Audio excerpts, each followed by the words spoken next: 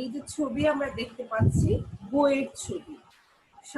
স্বাভাবিকভাবে আমরা প্রথমে বই দেখলে জিজ্ঞেস করি কি বই। উপন্যাসের বই হলে যাদের পড়ার আগ্রহ থাকে আমরা বলবো যে একটু আমাকে দিস, আমি পড়বো।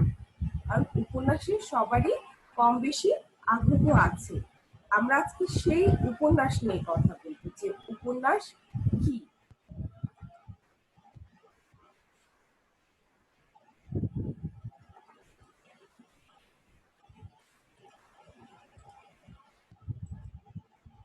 উপন্যাস হচ্ছে এক ধরনের সৃষ্টিশীল রচনা। সৃষ্টিশীল রচনাটা আবার কোনো কিছু সৃষ্টি করা, জীবনের অভিজ্ঞতার সাথে মিশিয়ে আর কি করা, নিজের কল্পনা দিয়ে জীবনের যে অভিজ্ঞতাগুলো লেখক পেয়েছেন সবকিছু মিলিয়ে একটা নতুন কিছু উপস্থাপন করা। মানুষের জীবনই উপন্যাসের উৎস। এখন একটা ঘটনা, সেই ঘটনা তো আর আমি চাপ থেকে নিয়ে আসতে পারি না। সেই ঘটনাটা হয়তো আমার সাথে বা অন্য কারোর সাথে ঘটেছে। সেই ঘটনাটার সাথে লেখক কি করেন, তার চিন্তাকে মিশিয়ে একটা নতুন রূপ দেন। সেজন্য আমরা বলছি যে মানুষের জীবনের উপন্যাসই হচ্ছে মানুষের জীবনের উৎস। মিস হ্যাঁ, হ্যালো বলো। ম্যাডাম, ধরেন আমাদের 1 মার্কসের জন্য আসলো যে উপন্যাস কাকে বলে, তো আমরা সংজ্ঞা কি মিস এই যে উপন্যাসের বইটা থেকে দিব নাকি হায়াত মাহমুদের ওই ওই প্রবন্ধটা থেকে দিব? তুমি যে কোনো জায়গা থেকে দিতে পারো, কোনো সমস্যা নেই। যদি কম জ্ঞানমূলক প্রশ্নের উত্তর আসে কোনো সমস্যা নেই, তুমি যে কোনো জায়গা থেকে দিবে, তবে উত্তরটা যেন যথাযথ হয়। আচ্ছা, দেখো, উপন্যাসে একটি প্রধান বা মূল গল্প থাকবে, আর গল্পটিকে সমর্থন করে কিছু ছোট ছোট গল্প থাকবে। আমরা যখন সাহিত্য রূপরীতি পড়েছি দেখেছি যে সাহিত্যের মধ্যে কি কি আছে, কবিতা আছে, নাটক আছে, প্রবন্ধ আছে, উপন্যাস আছে, আবার ছোট গল্প আছে।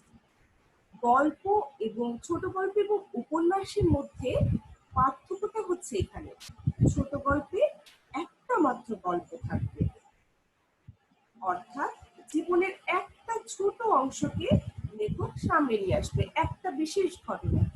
কিন্তু উপন্যাসে শুধু একটা বিশেষ ঘটনা না, বরং একটা মূল ঘটনা এবং তার প্রাসঙ্গিক আরো ছোট ছোট অনেক ঘটনা থাকে। এটাই হচ্ছে উপন্যাসের এবং ছোট গল্পের মূল পার্থক্যটা। দেখো, প্রধান বা মূল গল্প থাকবে আর গল্পটিকে সমর্থন করে কিছু ছোট ছোট গল্প থাকবে, যা সুবিন্যস্ত ভাবে একটি কাহিনীকে উপন্যাসে তুলে ধরবে।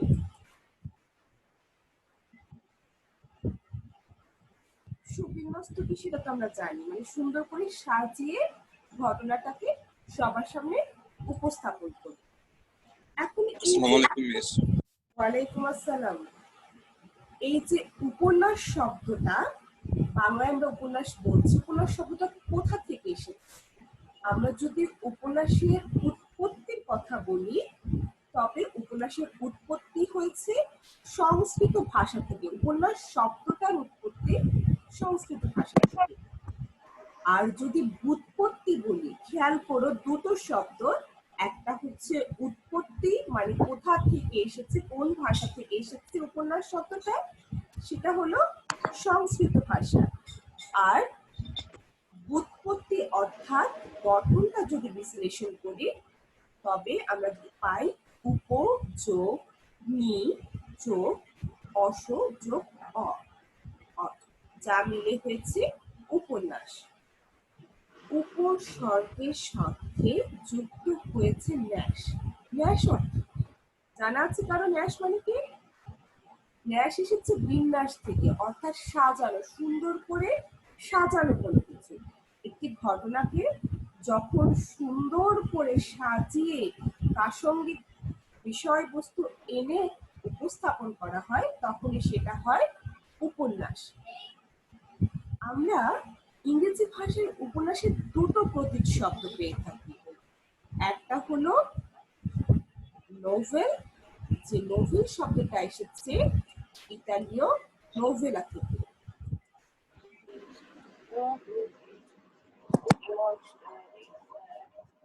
তিন পিস যার আজকে মানে কি কি সেটা দাও। কেন আমার সাথে তুমি এক পিস খাইছো দুই পিস দাও কেন না নোভেলা শব্দ থেকে, যার অর্থ হলো fictitious prose narrative or tale presenting picture of real life of the men and women portrayed.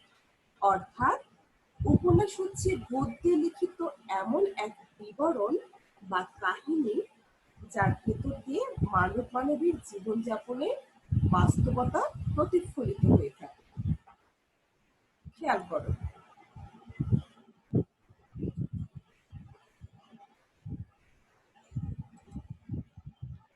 যে আমরা বলছি যে একটা কাহিনী বা বিবরণ, কাহিনীর আরেকটা সমার্থক শব্দ আমরা বাংলায় কি বলি, গল্প। অর্থাৎ নভেলা হচ্ছে এমন কিছু গল্প যেখানে মানুষের জীবন যাপনের তথ্যগুলো উঠে আসবে, বাস্তবতা গুলো উঠে আসবে, আর তার সাথে এক লেখকের সুন্দরভাবে বিবরণ থাকবে। অর্থাৎ নভেলা কিন্তু গল্পেরই একটা রূপ। আবার ইংরেজি আরেকটা শব্দ ফিকশন। ফিকশন এসেছে ফ্যাক্ট থেকে। ফ্যাক্ট অর্থ হচ্ছে ঘটনা। ঘটনা কি? ঘটনাও কাহিনী, ঘটনাও গল্প। অর্থাৎ ফিকশনই বলো আর নোভেলই বলো, দুটোই কিন্তু আমাদেরকে ওই গল্পের দিকে ইঙ্গিত করছে, মানুষের জীবনের গল্প। একটু খেয়াল করো, উপন্যাসকে আমরা আবার একটু গভীরভাবে মনোযোগ দিয়ে বোঝার চেষ্টা করি। উপন্যাস উপনয় বা উপন্যাস্ত শব্দ থেকে এসেছে, যা ইংরেজি নোভেলা শব্দের পরিভাষা রূপে গৃহীত। আমরা আগেই বললাম, সাধারণ অর্থ উপন্যাস বলতে গদ্যে লিখিত। উপন্যাসকে কিন্তু অবশ্যই গদ্য ভাষায় লিখতে হবে। আমরা যখন সাহিত্যের ভাগগুলো দেখাই, সাহিত্যের যুগ বিভাগ দেখাই, তখন আমরা কি দেখি, প্রাচীন যুগ, মধ্যযুগ, আধুনিক যুগ। আধুনিক যুগের সৃষ্টি কিন্তু গদ্য সাহিত্য, উপন্যাসও আধুনিক যুগের সৃষ্টি।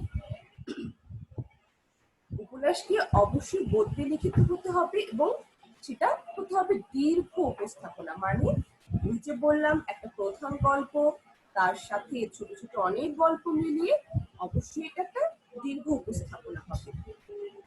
ছোট গল্পের তুলনায় উপন্যাসের বিস্তৃতি বেশি।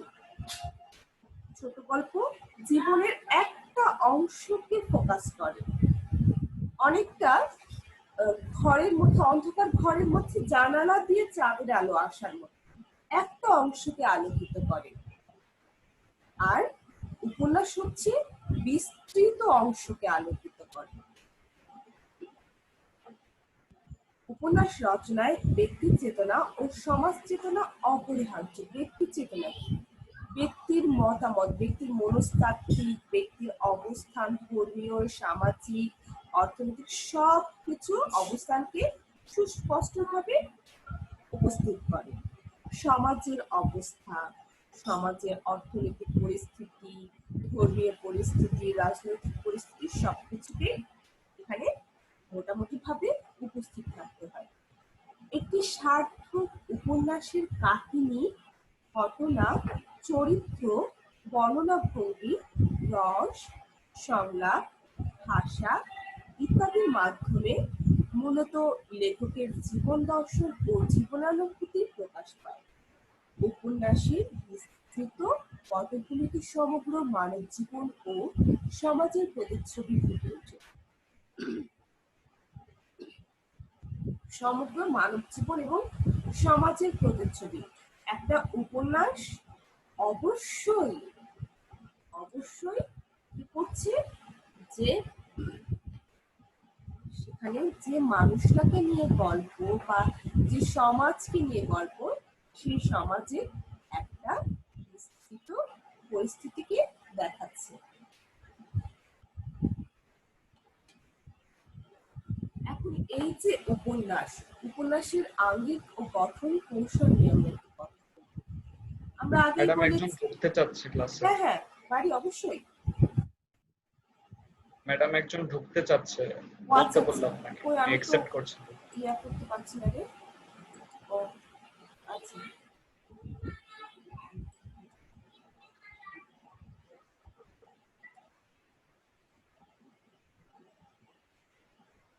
আগে বলেছি যে উপন্যাস নতুন আঙ্গিক সাহিত্যে আধুনিক যুগের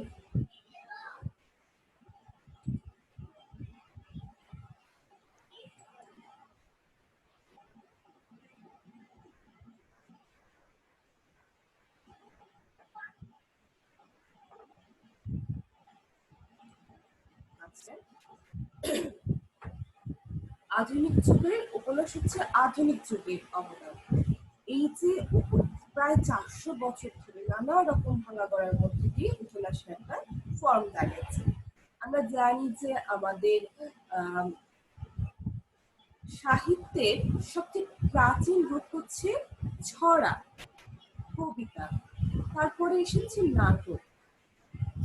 বিভিন্ন কারণে তারপরে ধীরে ধীরে এসেছে প্রবন্ধ, গল্প, উপন্যাস। এই যে এই যাত্রাটা খুব অল্প সময় না, এটা দীর্ঘ সময়, আমরা বলছি প্রায় 400 বছর। এখন কি কি আছে একটা উপন্যাস হতে গেলে? একটা প্রথমেই যেটা দরকার সেটা হচ্ছে একটা কাহিনী, আখ্যান ভাগ বলছি আমরা, গল্প, যেটাকে ইংরেজিতে বলা হয় প্লট। সেই কাহিনীটার যে ঘটনাটা, সেই ঘটনাটাকে উপস্থাপন করতে তো অবশ্যই চরিত্রের দরকার, ক্যারেক্টার।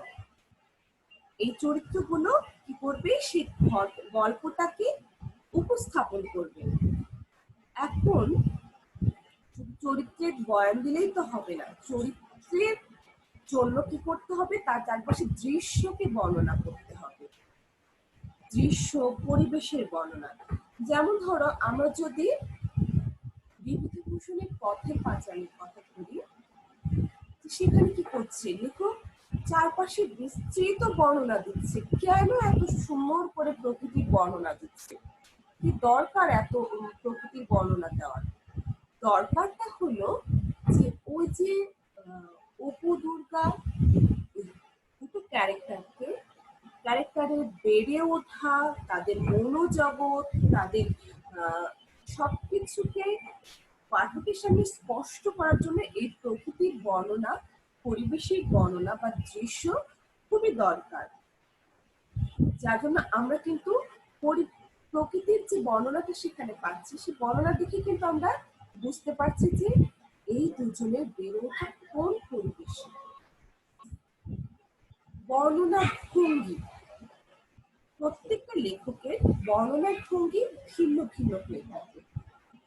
এই বর্ণনা ভঙ্গির উপরেই কিন্তু আমাদের এক একজন লেখক এক এক মানুষকে ভিন্নভাবে আকর্ষণ করে। কেউ কেউ খুব দীর্ঘ বর্ণনা যায়, কেউ কেউ খুব অল্প ভাষায়, অল্প কিছু বাক্যে একটা সুন্দর করে বর্ণনা দিয়ে দেয়। সেটা লেখকের বৈশিষ্ট্য। ভাষা, ডিকশন, ভাষাটা কেমন হবে? তোমরা যারা গল্প পড়ো, যাদের গল্পের বইয়ের আগ্রহ অনেক, এদের মধ্যে অনেকের পছন্দের তালিকা আছে হুমায়ুন আহমেদ। কেন হুমায়ুন আহমেদ পছন্দের তালিকা?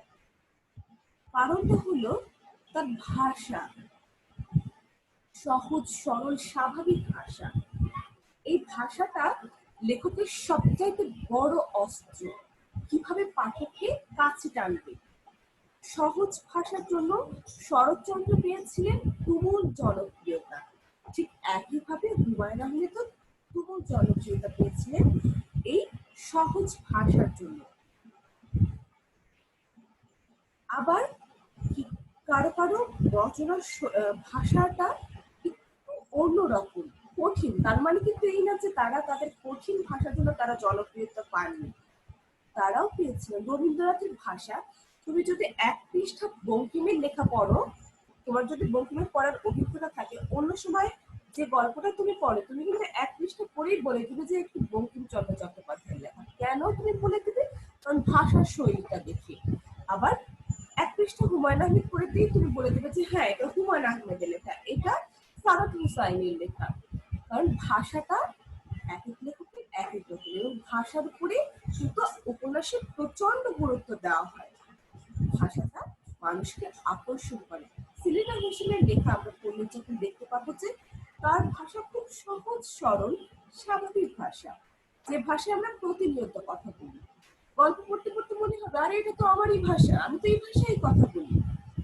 এই যে নিজের ভাষা যখন আমি সাহিত্যে খুঁজে পাই তখন কিন্তু সেটা গভীরভাবে আকর্ষণ করে। আর উপন্যাসের একটা খুবই গুরুত্বপূর্ণ বিষয় হচ্ছে ঔপন্যাসিকের জীবন ভাবনা, অথার্স ফিলোসফি। উপন্যাসিক খুব সূক্ষ্মভাবে তার ভাষা শৈলীর মধ্যে দিয়ে, রচনা শৈলীর মধ্যে দিয়ে করে আমাদের মাথার মধ্যে ঢুকিয়ে দেয় তার নিজের জীবন ভাবনা। তুমি সমাজকে কিভাবে দেখবে সেটা অনেকটা নির্ভর করে লেখকের ভাবনার উপরে। লেখক তোমাকে, তুমি ধরো তুমি পথের পাঁচালী উপন্যাস পড়ছো কিংবা রবীন্দ্রনাথের গোড়া উপন্যাস পড়ছো। গোড়া উপন্যাস পড়ার সময় গোড়ার যে পারিপার্শ্বিক পরিস্থিতি, যে সেটা নির্ভর করবে, পারিপার্শ্বিক পরিস্থিতি সম্পর্কে তুমি কিভাবে চিন্তা করবে সেটা নির্ভর করবে লেখকের ভাবনার উপরে। লেখক নিজে যেভাবে তোমাকে ভাবাবে তুমি কিন্তু সেভাবে উপন্যাস পড়ার সময় তুমি সেভাবেই ভাববে এবং উপন্যাস পড়া শেষ হলে তুমি চিন্তা করবে যে গোড়ার উপন্যাসটা যখন পড়লাম গোড়ার সময় তাহলে সামাজিক পরিস্থিতি এইরকম ছিল, তাই না? রাজনৈতিক পরিস্থিতি এরকম ছিল, ধর্মীয় পরিস্থিতিটা এরকম ছিল। সেটা এটাই হচ্ছে লেখকের জীবন ভাবনা, লেখকের জীবনকে দেখার দৃষ্টিভঙ্গি, লেখকের দৃষ্টিভঙ্গি, লেখকের ফিলসফি, লেখকের দর্শন, জীবন সম্পর্কে লেখকের ভাবনা। আঙ্গিক ও গঠন কৌশল। এখন আমরা যে উপন্যাসগুলো পড়ি, উপন্যাস যখন দেখি বিভিন্ন রকমের উপন্যাস আমরা দেখতে পাই। এই বিভিন্ন রকমের উপন্যাসকে করা হচ্ছে কয়েকটি ভাগে ভাগ করা হচ্ছে। মিস হ্যাঁ বলো সায়ান। মিস বর্ণনা ভঙ্গি আর ভাষার মধ্যে মেইন পার্থক্যটা কি? বর্ণনা ভঙ্গি আর ভাষার মধ্যে, ভাষাটাকে আমরা বলছি রচনা শৈলী, রচনা মানে লেখার স্টাইলটা, ডিকশন। আর বর্ণনা ভঙ্গি হচ্ছে লেখক কিভাবে বর্ণনা দিচ্ছে। যেমন ধরো এই যে হাত, এই হাতটার আমি কিভাবে বর্ণনা দিব। একটা হাতের বর্ণনা হচ্ছে 5টা আঙুল আছে, আঙুলের রং কেমন, আঙুলগুলোর সাইজ কেমন, কারো অনেক সরু হয়ে থাকে, কারো অনেক একটু মোটা মোটা আঙুল হয়ে থাকে। এই যে একটা বর্ণনা দিলাম, এটা আমি বর্ণনা দিলাম। তুমি কিভাবে বর্ণনা দিবে? তুমি তোমার বর্ণনা আর আমার বর্ণনা কিন্তু এক হবে না। এই যে বর্ণনার ভঙ্গিটা, এটা হচ্ছে এই যে ন্যারেটিভ মেথড, কিভাবে বৈশিষ্ট্য একটা গাছের বর্ণনা কিভাবে একজন লেখক দিচ্ছে, এটা কিন্তু লেখক টু লেখক ভ্যারি করে। আর বর্ণনার ভাষাটা কি হচ্ছে এটাও কিন্তু এক লেখক থেকে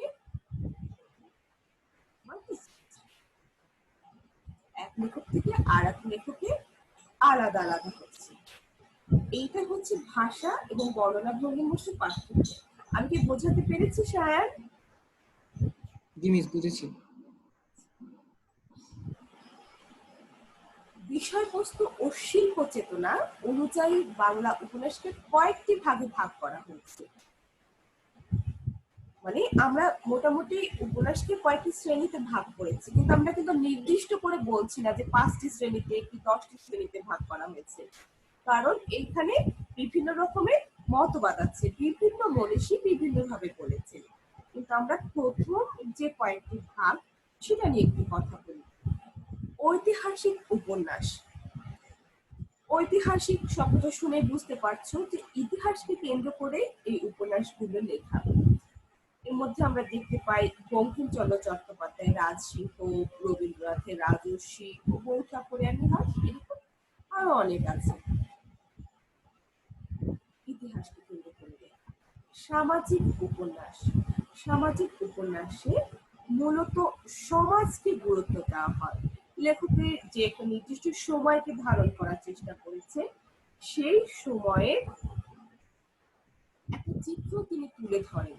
যেমন শরৎচন্দ্রের গৃহদাহ, পল্লী সমাজ, রমেশচন্দ্রের সংসার সমাজ, সৈয়দ অলিউল্লাহর লাল সালু, শওকত ওসমানের জননী, এই উপন্যাসগুলো।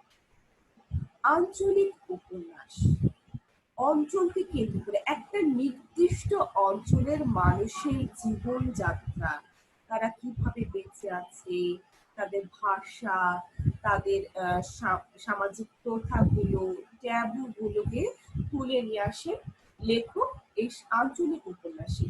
এর মধ্যে তারাশঙ্কর বন্দ্যোপাধ্যায়ের হাঁসুলি বাকের কথাটা বলতে পারি, যেখানে একটা কাহার পল্লী একটা কাহারপল্লীর ঘটনাকে তুলে এনেছে, তাদের জীবনকে বিভিন্ন প্রতিকূলতার সাথে যুদ্ধ করে বেঁচে থাকার যে সংগ্রামের যে বৈশিষ্ট্যগুলো তিনি তুলে ধরেছেন, তাদের ভাষাকে তুলে ধরেছেন, তাদের জীবনের প্রতিদিনের সুখ দুঃখ হাসি কান্নাকে তুলে ধরেছেন এই হাঁসুলি বাকের উপকথা উপন্যাসে। আবার মানিক বন্দ্যোপাধ্যায়ের পদ্মা নদীর মাঝি আঞ্চলিক উপন্যাসের একটা চমৎকার বৈশিষ্ট্য, চমৎকার উদাহরণ, যেখানে আমরা দেখি যে পদ্মার পাড়ে জেলে পাড়ার মানুষের জীবনের বৈশিষ্ট্যকে তিনি তুলে ধরেছেন।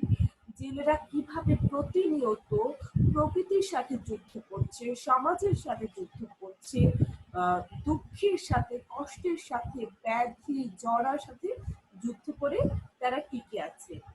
তেমনি আরেকটি খুবই চমৎকার উপন্যাস অদ্বৈতমল্ল বর্মণের তিতাসাপী নদীর নামে। এই উপন্যাসগুলি হচ্ছে এক একটা নির্দিষ্ট অঞ্চলকে উপস্থাপন করা, অঞ্চলের মানুষের জীবনযাত্রা, ভাষাটাকে গুরুত্ব দিয়ে উপস্থাপন করে। আত্মজীবনীমূলক উপন্যাস, আত্মজীবনী, নিজের জীবন কাহিনী, জীবনের ঘটনাকে উপন্যাসে তুলে ধরা। শরৎচন্দ্র চট্টোপাধ্যায় শ্রীকান্ত খুবই উল্লেখযোগ্য একটি উদাহরণ, খুবই চমৎকার। এখানে শরৎচন্দ্র চট্টোপাধ্যায় তার নিজের জীবনে ঘটে যাওয়া ঘটনাগুলোকে তুলে এনেছেন শ্রীকান্ত উপন্যাসে। কাব্যধর্মী উপন্যাস, কাব্য মানে কবিতাকে অবলম্বন করে, কবিতাকে মূল চরিত্র হিসাবে উপস্থাপন করে লেখা যে উপন্যাসগুলি। রবীন্দ্রনাথের শেষের কবিতা চমৎকার একটি উপন্যাস, সুযোগ পেলে তোমরা পড়ে দেখো। রহস্য উপন্যাস, রহস্য গোয়েন্দা গল্প পড়তে তো আমরা কম বেশি সবাই খুব পছন্দ করি, এখানে নতুন করে পরিচয় করিয়ে দেওয়ার কিছু নেই। প্রিয়নাথ মুখোপাধ্যায়ের দারোগা দপ্তর, সত্যজিৎ রায়ের ফেলুদা, শরদিন্দু বন্দ্যোপাধ্যায়ের ব্যোমকেশ বক্সী, এগুলো আমাদের খুব পরিচিত উপন্যাসের কথা বলছি। এখানে একটি ঘটনা থাকবে, গোয়েন্দা তদন্ত করে বের করবে, একটা রহস্য উন্মোচন করবে, এটা হচ্ছে রহস্যধর্মী উপন্যাস। রোম্যান্স ধর্মী উপন্যাস, যেখানে মানুষের জীবনে ঘটনাগুলো আসছে এবং কিছু মিষ্টি কিছু ভালো লাগা ভালোবাসাকে উপস্থাপন করা হচ্ছে, যেটা বঙ্কিমচন্দ্র চট্টোপাধ্যায়ের কপালকুণ্ডলা, মৃণালিনী, চলচ্চিত্র এ ধরনের উপন্যাস। হাস্য রসাত্মক উপন্যাস, হাসির কৌতুকের মাধ্যমে উপস্থাপন করা গল্পগুলো। ইন্দ্রনাথ বন্দ্যোপাধ্যায়ের কল্পতরু, ত্রৈলোক্যনাথ মুখোপাধ্যায়ের কঙ্কাবতী, ফোকলা দিগম্বর এর উদাহরণ। পত্রোপন্যাস, পুরো উপন্যাসটা আমরা কিন্তু বলছি যে গদ্য ভাষায় লেখা উপন্যাসের বৈশিষ্ট্য। এই পুরো উপন্যাসটা কি হবে যে কবিতা, চিঠি, পুরো উপন্যাসটা হচ্ছে চিঠি লিখে লিখে উপন্যাস। শৈলজানন্দ মুখোপাধ্যায়ের ক্রৌঞ্চ মিথুন, বুদ্ধদেব উপর, সবিনয় নিবেদন, তারপরে মেম সাহেব, এই হচ্ছে উদাহরণ। পুরাণ কাহিনীমূলক উপন্যাস, দিনের শেরে শ্যামল ও কজ্জল, জড়ভরত ও বেহুলা বিশেষভাবে উল্লেখযোগ্য। পুরাণ মানে পৌরাণিক কাহিনীগুলো নিয়ে যে উপন্যাসগুলো লিখিত হয়েছে। বীরত্ব ব্যঞ্জক উপন্যাস, এই উপন্যাসে একজন নায়ক থাকবেন যার শক্তি, সাহস এবং সংগ্রামের চিত্র উঠে আসে। মনীন্দ্রলাল বসুর অজয় কুমার এই শ্রেণীভুক্ত উপন্যাস।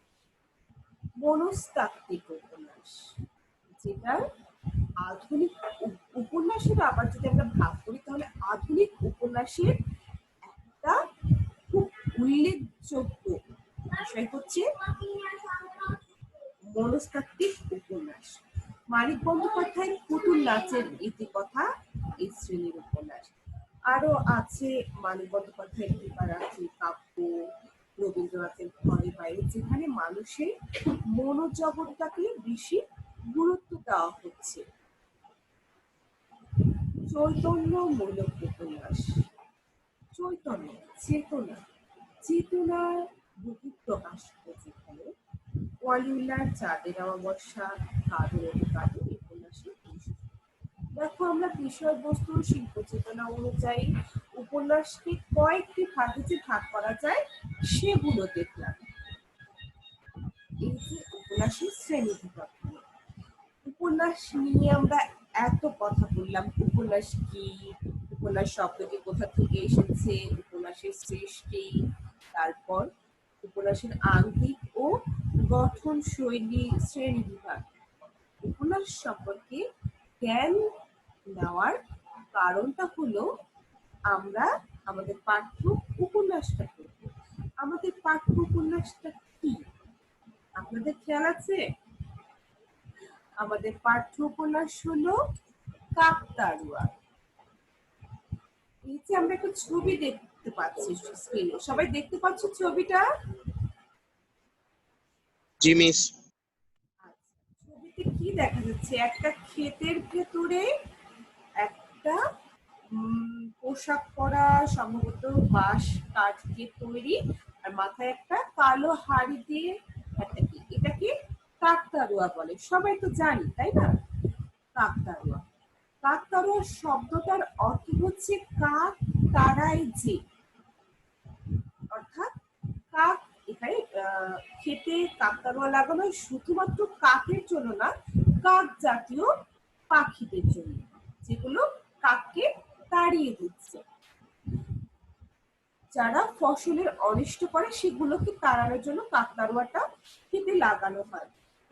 তাহলে ফসলের অনিষ্ট করে যারা, অর্থাৎ এক কথায় ফসলের শত্রুকে কি করছে, দূর করার জন্য কাকতাড়ুয়াটা লাগানো হয়। একটু চিন্তা করো, আমাদের নামটা কিন্তু উপন্যাসের সাথে খুবই গুরুত্বপূর্ণ একটা বিষয়। সে কোনো কাজ করছে না, চুপচাপ একদম মূর্তি হয়ে দাঁড়িয়ে আছে, আর এক নীরব থেকে কৃষকের উপকার করছে। কৃষক যেন তার মেহনতের ফসলটা ঘরে করতে পারে, যার জন্য শত্রুকে দমন করছে, শত্রুকে দূর করছে।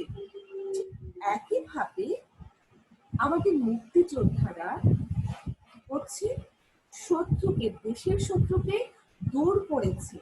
আমরা আমাদের গল্পে যে প্রধান চরিত্র তাকে দেখবো, সেও কিন্তু একজন মুক্তিযোদ্ধা। হ্যাঁ, সে গেরিলা যুদ্ধ করেনি, হাতে অস্ত্র নিয়ে যুদ্ধ করেনি, কিন্তু নীরব থেকে সেও কিন্তু দেশের শত্রুকে তাড়াতে একটা গুরুত্বপূর্ণ ভূমিকা পালন করেছে, যার জন্য সে কাকতাড়ুয়া হিসেবে আমাদের মাঝে এসেছে, কাককে তাড়াচ্ছে।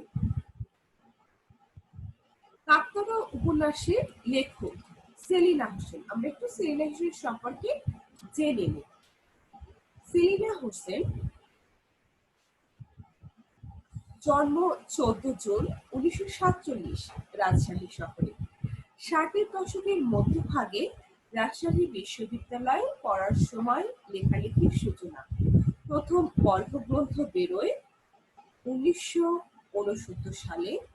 অন্যান্য বইয়ের মধ্যে রয়েছে উপন্যাস, গেরিলা ও বিড়ম্বনা, দিনকালের কাঠখড়, হাঙর নদী গ্রেনেড, মগ্ন চৈতন্যের শীষ, নীল ময়ূরের যৌবন, কালকেতু ও ফুল্লরা, গল্পগ্রন্থ উৎস থেকে নিরন্তর, জলবতী মেঘের বাতাস, কোল কলকাল প্রকৃতি, দেশ ও বিদেশের কয়েকটি কলেজ ও বিশ্ববিদ্যালয়ে তার রচনা পাঠ্য। পেয়েছেন বাংলা একাডেমি সাহিত্য পুরস্কার ও রাষ্ট্রীয় ২১শে পদক। শ্রেষ্ঠ কাহিনীকার হিসেবে জাতীয় চলচ্চিত্র পুরস্কার লাভ করেছেন ২ বার। রবীন্দ্র ভারতী বিশ্ববিদ্যালয়ে কলকাতা থেকে ডিলিট উপাধি পেয়েছেন। আচ্ছা, আমাদের যে উপন্যাস কাকতাড়ুয়ার প্রধান চরিত্র হচ্ছে বুধা। বুধাকে উপন্যাসে আমরা দেখতে পাই যে অনেকে তাকে পাগল বলছে, আসলে কিন্তু বুধা পাগল নয়। হ্যাঁ, সে আর 10 বয়সী বাচ্চাদের মতো নয়। কেন নয়? কারণ তার জীবনে ঘটে গেছে এক মর্মান্তিক ঘটনা। চোখের সামনে মা, বাবা, 4 ভাই বোনকে মরে যেতে দেখেছে, যেটা খুবই কষ্টদায়ক, খুবই বেদনাদায়ক, খুবই যন্ত্রণায়, যেটা তাকে তার যে অনুভূতিগুলোকে শূন্য করে দিয়েছে। অনুভূতি শূন্য হয়ে গেছে বুধার কিছু কিছু ক্ষেত্রে, সবকিছুতে কিন্তু না। সে কোনোভাবেই তাকে পাগল বলা যাবে না, কারণ কিছু কিছু ক্ষেত্রে স্বাভাবিক মানুষের চাইতে সে খুব ভালোভাবে কেউ একজনকে তোমরা হোস্ট হবে। আমাদের হাতে মনে হয় সময় কমে গিয়েছে, আমাদের হাতে সময় কম। আমাদের আরো 5 মিনিট আছে ক্লাসে, কিন্তু আমরা মনে হয় পাবো না। ফারহান,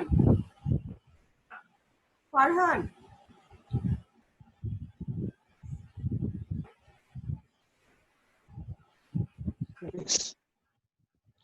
হ্যালো ফারহান,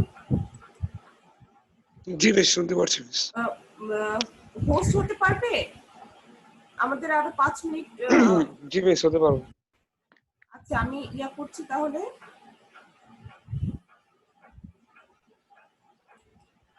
জি বেশ হতে পারবো। এটা কিভাবে করে বলতো?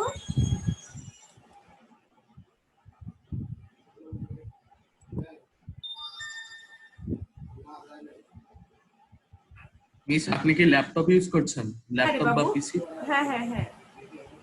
মিস তাহলে মিস একদম নিচে বাম দিকে দেখেন একটা অপশন আছে সিকিউরিটি, মানে পার্টিসিপেন্টস এ যান, পার্টিসিপেন্টস একদম নিচে। হ্যাঁ হ্যাঁ, পার্টিসিপেন্টে এখানে গিয়ে এখানে যে দেখেন মিস ফারহানের নামের পাশে মোর লেখা আসবে, ফারহানের নামের পাশে।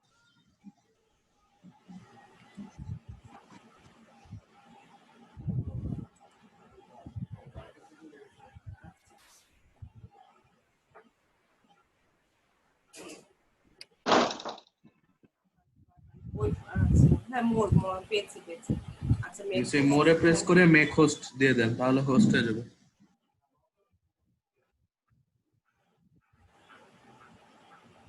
হ্যাঁ, ফারহান একটু করে দাও।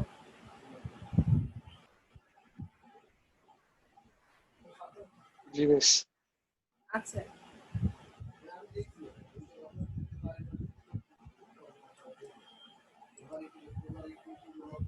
আচ্ছা, আমরা যে বুধার চরিত্র নিয়ে কথা বলছিলাম, যে বুধা কি করছে দেখো, আলীর কাছে যখন হচ্ছে সে কেরোসিন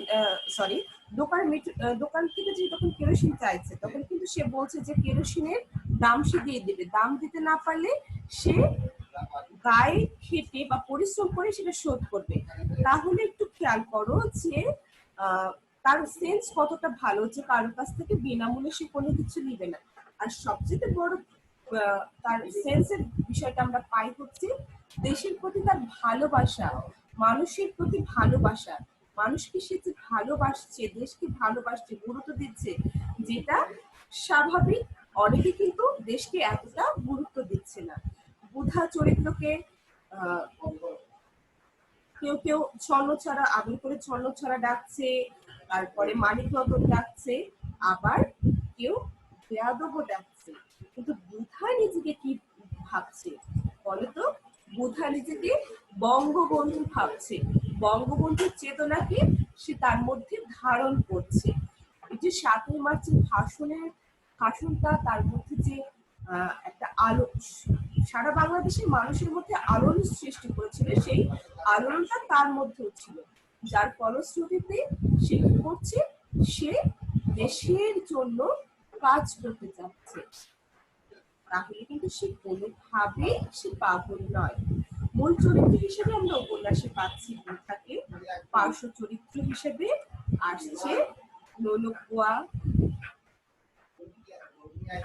তারপরে হরি কাকু, তারপরে আমরা দেখতে পাচ্ছি আহাদ মুন্সি, কুন্তি, তারপর ফুলকলি, রাজাকার, কুদ্দুস, আইয়ো, মিঠু, আর একটা বড় চরিত্র, উল্লেখযোগ্য চরিত্র হচ্ছে শিল্পী শাহাবুদ্দিন, একজন বীর মুক্তিযোদ্ধা।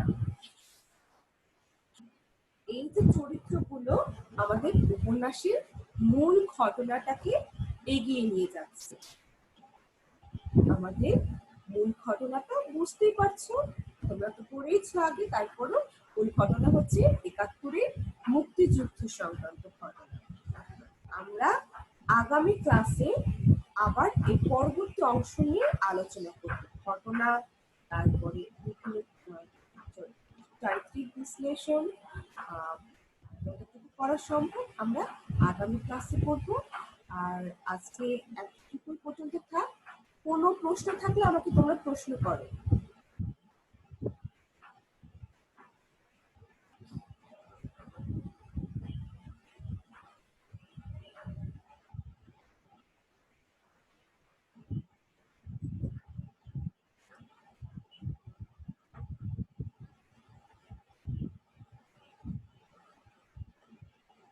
আরো কোনো প্রশ্ন আছে?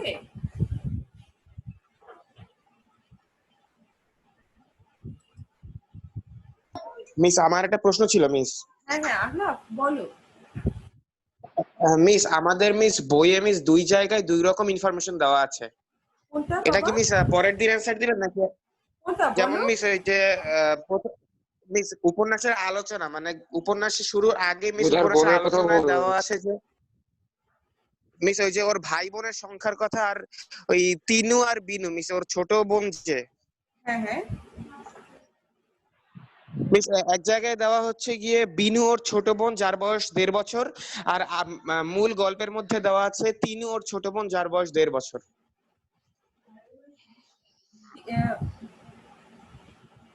ছোট তিনু ১.৫ বছর বয়স, হ্যাঁ তিনুর বয়স ১.৫ বছর।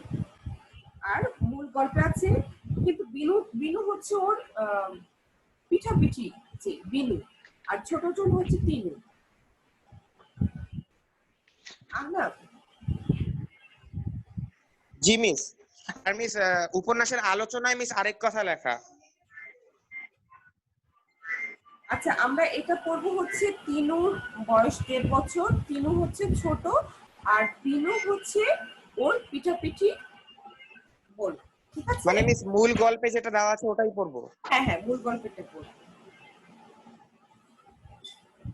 জি মিস, ধন্যবাদ। আচ্ছা, আর কোনো প্রশ্ন আছে? মিস উপন্যাসের ক্ষেত্রে কি আমাদের কোনো সৃজনশীলতার মানে কোনো সৃজনশীল বিকাশের প্রয়োজন আছে? মানে পদবাচ্যগুলোকে কি মিস সৃজনশীল হতে হবে নাকি মিস সেটাকে সাধারণ যে গদ্যে লেখা হয় সেভাবেই? বুঝিনি, আবার একটু বলো। মিস উপন্যাসেতে তো অনেকগুলো মিস একটা প্রধান কাহিনীর সাথে অনেকগুলো কাহিনীর সংশ্লিষ্ট মানে মিস মিক্সড হ্যাঁ, থাকে। তো মিস সেখানে কি মিস সৃজনশীলতার দরকার আছে নাকি সেখানে মিস ল্যাঙ্গুয়েজটা ক্যাজুয়াল হলে হবে? হ্যাঁ ক্যাজুয়াল হলেও হবে, তুমি যদি তোমার মূল কথাগুলোকে সঠিকভাবে প্রকাশ করো সেক্ষেত্রে আমার মনে হয় স্বাভাবিক ভাষাটাই যথেষ্ট। কিন্তু তোমরা কিন্তু আবার তোমাদের এই যে একদম ওভার ক্যাজুয়াল ভাষা ব্যবহার করো না। যেটা তোমরা নিজেদের মধ্যে যেভাবে কথা বলো। আমি কিন্তু ফার্স্ট সিটি খানা দেখে অনেক পেয়েছি, উচ্চারণ তোমরা যেভাবে করো সেভাবেই লিখে রাখছো, এগুলো কিন্তু করবে না একদম। আর ভাষাটা হবে হচ্ছে ক্যাজুয়াল ভাষা, কিন্তু আঞ্চলিকতা যেন না থাকে, এই দিকে একটু খেয়াল। আর কার কোনো প্রশ্ন আছে? ফারহান? Yes, miss miss. আমার আরেকটা প্রশ্ন আছে। হ্যাঁ বলো। হ্যাঁ মিস, আমাদের মিস মিস উপন্যাস লেখার ক্ষেত্রে মিস সর্বনিম্ন কোনো যোগ্যতা বা মানে যেটা লাগবে, যেটা ছাড়া উপন্যাস হবে না, এরকম কিছু কি আছে? সর্বনিম্ন যোগ্যতা বলতে উপন্যাসের ওই যে আমরা বৈশিষ্ট্য বলে দিলাম, যে আঙ্গিক যেটা, যে কি কি থাকবে, একটা ঘটনা থাকবে, সেই ঘটনার আনুষঙ্গিক আরো একটা ঘটনা থাকবে, ভাষাটা হতে হবে বর্ণনাত্মক, গদ্য ভাষায় তো অবশ্যই, আর চরিত্র থাকবে, চরিত্রের অনুযায়ী সেই পরিবেশটা থাকবে। এখন ধরো যে তুমি চরিত্রটা নিয়ে আসলে সিরাজউদ্দৌলা, কিন্তু তুমি পরিবেশের বর্ণনাটা দিলে হচ্ছে 2020 সাল, তুমি চরিত্রটা কিন্তু নবাব সিরাজউদ্দৌলাই করছো, কিন্তু তুমি বর্ণনা দিচ্ছ 2020 সালে, সেক্ষেত্রে কিন্তু বাবা আসলে এটা ঠিক হবে না। তোমাকে চরিত্র অনুযায়ী তোমার আনুষঙ্গিক বর্ণনা দিতে হবে, পরিবেশ উপস্থাপন করতে হবে, দৃশ্য উপস্থাপন করতে হবে। আমরা বুঝাতে পেরেছি? জি মিস, ধন্যবাদ মিস। আর কার কোনো প্রশ্ন?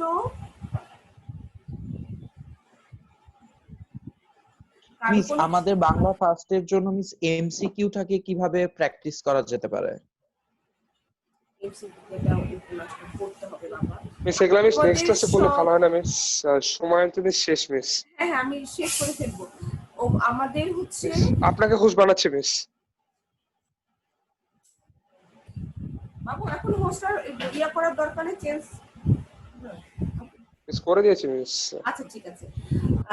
এখন হচ্ছে এমসিকিউটা আমি সবসময় বলি যে যখনই পড়তে বসবে হাতে একটা পেন্সিল থাকবে, যেটা মনে হবে যে এমসিকিউ হতে পারে আন্ডারলাইন, যার জন্য পরবর্তীতে পুরোটা অত গভীরভাবে না পড়লেও আন্ডারলাইন করা বললে চোখ ঘুরিয়ে যেতে পারে।